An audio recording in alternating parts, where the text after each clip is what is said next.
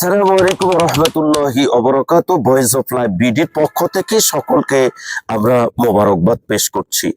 যুগে যুগে লাখিরা নাস্তিক্যবাদের মনোভাবকে সামনে রেখে ফুটন্ত সন্তান হিসেবে অবৈধ বীর্যের গর্ভপাত যারা করেছে, এই যারও সন্তানরা ইসলাম দেশ মানবতার বিপক্ষে তারা অবস্থান নিয়েছে।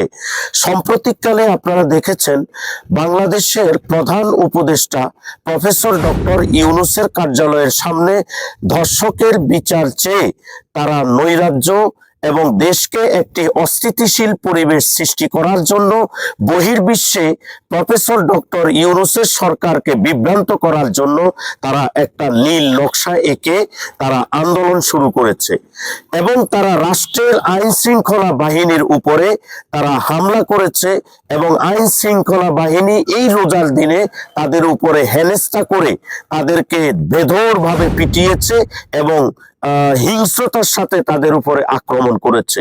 আমার প্রশ্ন হলো, তারা যদি রাষ্ট্রের আইনের প্রতি শ্রদ্ধাশীল হয় এবং ধর্ষকদেরকে তারা গ্রেপ্তার করাতে চায়, তাহলে প্রফেসর ইউনূস রাস্তায় গিয়ে ধর্ষককে তারা গ্রেপ্তার করবে না বা তিনি করবে না, কারা করবে?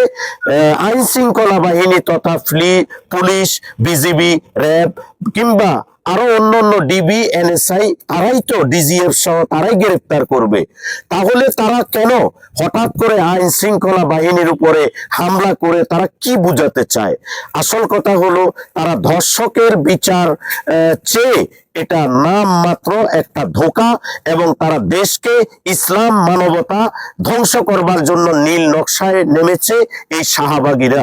অতএব এখনো যদি আমরা সোচ্চার হতে না পারি এবং এই শাহবাগীরা যেখানেই পাবো আইনের হাতে তাদেরকে তুলে দিব এবং তাদেরকে যেখানেই পাবো প্রতিরোধ গড়ে তুলবো, এটাই যেন হয় আমাদের পণ।